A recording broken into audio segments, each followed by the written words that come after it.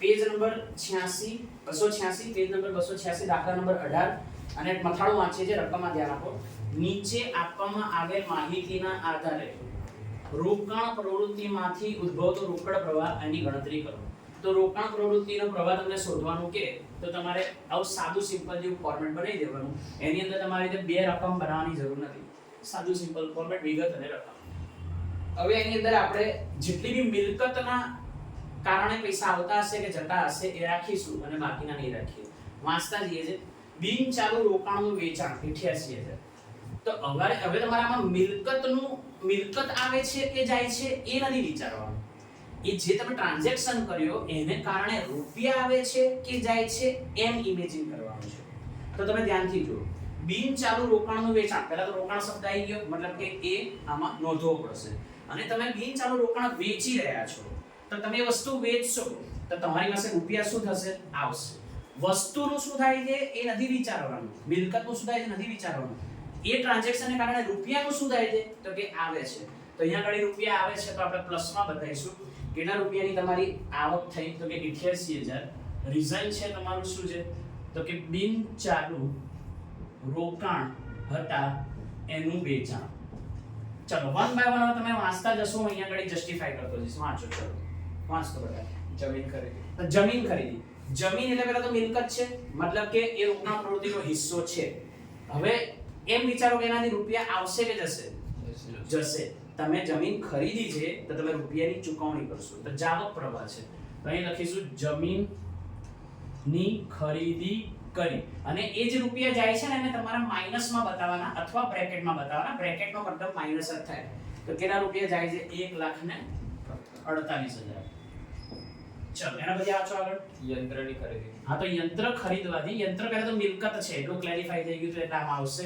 અને યંત્ર ખરીદવાથી રૂપિયા જશે તમારી પાસેથી બોલો 98,000 ચલો પછી બોલો આગળ ફર્નિચર વેચાણ ફર્નિચર ની મિલકત છે એટલે આમાં નોંધવું પડશે અને ફર્નિચર વેચાણ કરવાથી રૂપિયા આપણી પાસે આવશે મિલકત છે વેચીએ છે તો રૂપિયા આવશે એટલે પ્લસમાં બતાવવાનું કેટલા રૂપિયા છે 45,000 પછી રોકાણ ઉપર ડિવિડન્ડ મળ્યું તો આવક રોકાણ શબ્દ આવી ગયો ને પહેલા તો જુઓ એમને શું બોલે રોકાણ પર ડિવિડન્ડ મળ્યું તો રોકાણ શબ્દ તો આવી ગયો તો અહીં નોંધવું પડશે અને મળ્યું બોલ્યા એટલે કે આવક છે રૂપિયા આવે છે આપણી પાસે રોકાણ પર ડિવિડન્ડ મળ્યું આવક છે એટલે પ્લસમાં બતાવીશું રૂપિયા બોલો 40,000 પછી પાઘડીના ચૂકવ્યા હા પાઘડી જે છે એના તમે ચૂકવ્યા છે હવે જોજો મેં આટલા માટે જ પૂછ્યું નથી તમને સમજાવવા માટે પાઘડીમાં બે વસ્તુ આવી શકે કે પાઘડી માંડવાળ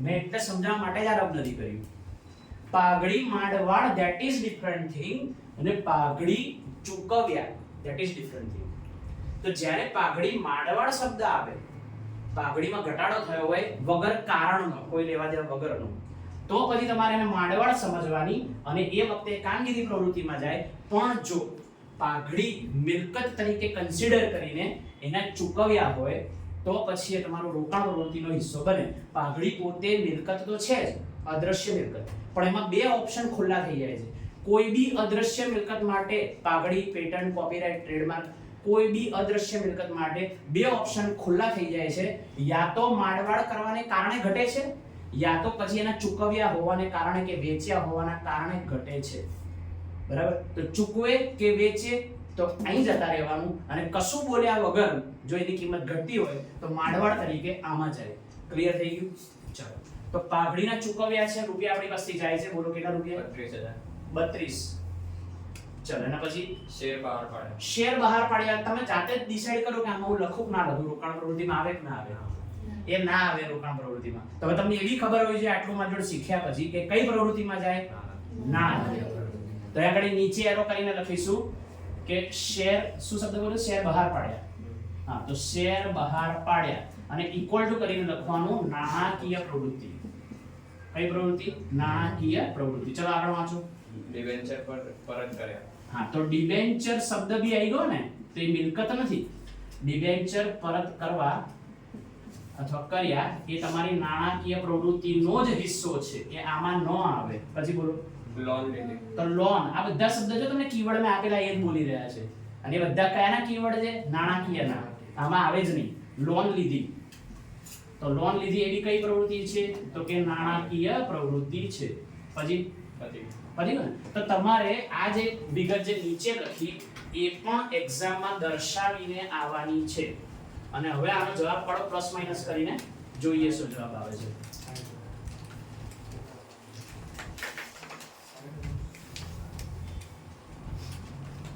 બ્રેકેટ વાળું માઈનસ કરજો, પ્લસ વાળું પ્લસ રાખજો, એવી રીતે જવાબ કાઢો.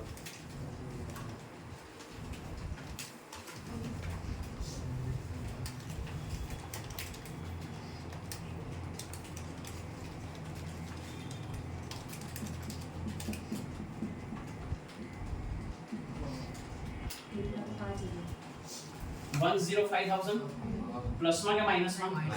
માઈનસમાં. બ્રેકેટમાં રાખું છું. એટલે કે રોકાણ પ્રવૃત્તિનો જાવક પ્રવાહ. કયો પ્રવાહ? જાવક. માઈનસ એટલે જાવક.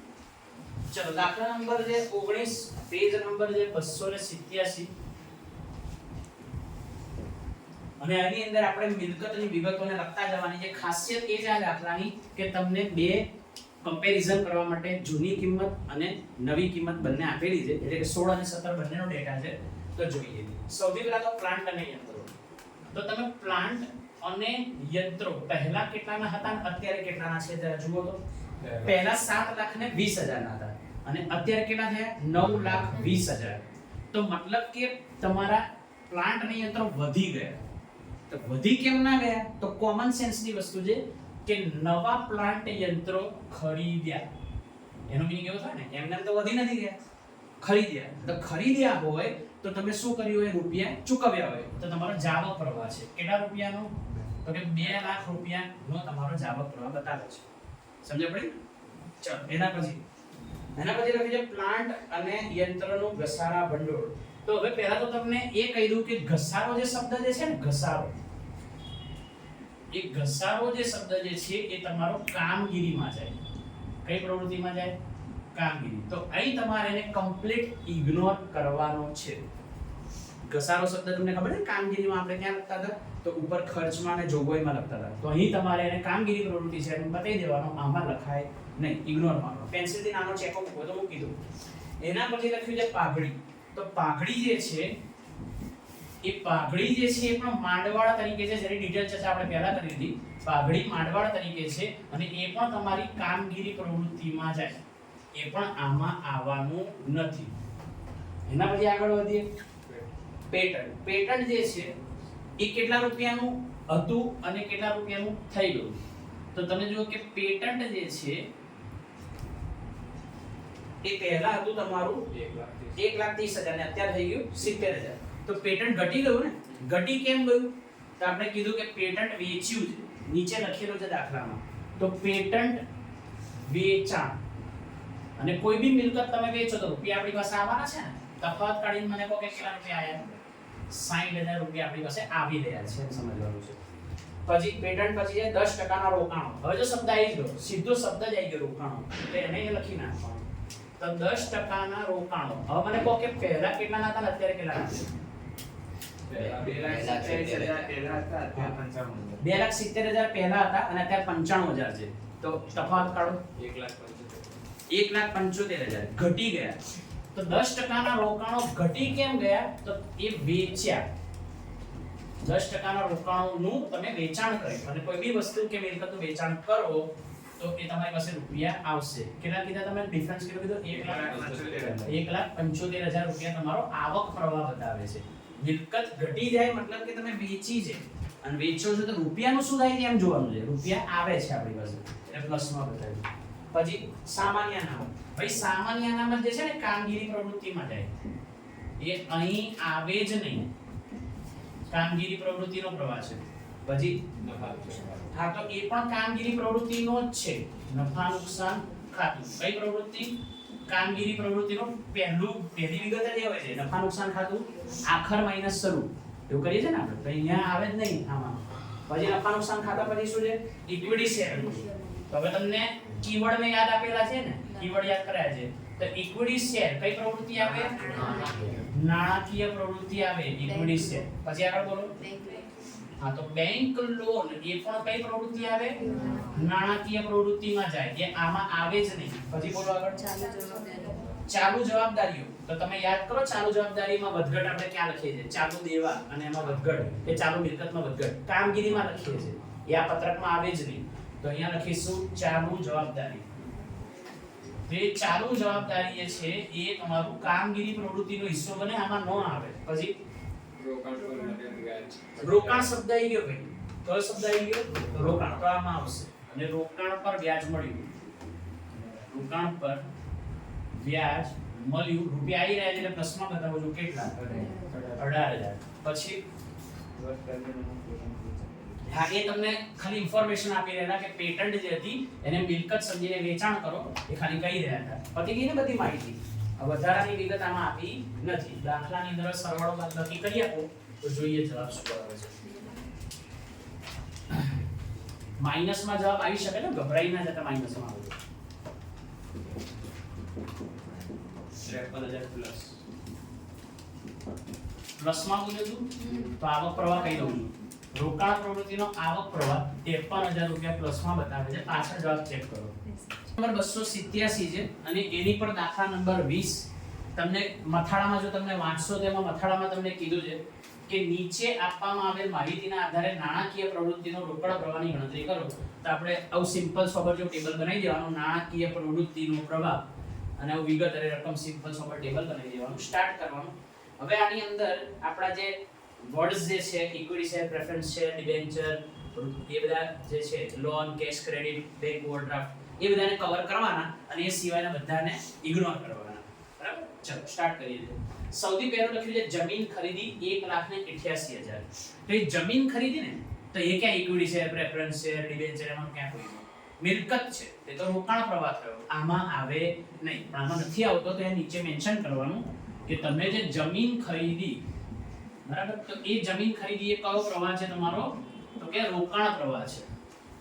ચલો એના પછી બીજું ઇક્વિટી શેર બહાર પાડ્યા 1,45,000. તો કીવર્ડ આપણો આવી ગયો ઇક્વિટી શેર, મતલબ કે આમાં સ્થાન આપવું પડશે, નાણાકીય પ્રવૃત્તિ છે. અને એ ઇક્વિટી શેર જ્યારે બહાર પાડે છે કંપની, ત્યારે કંપની પાસે રૂપિયા આવે છે એની ડિટેલ ચર્ચા સમ શરૂ કરતા પહેલા બી આપણે કરી. શબ્દ સમજ્યા. બહાર પાડ્યા હોય તો રૂપિયા આવે છે. કેટલા છે? 1,45,000 રૂપિયા આપણી પાસે આવક પ્રવાહ છે. પછી લખ્યું છે શું? પ્રેફરન્સ શેર પરત કર્યા 60,000.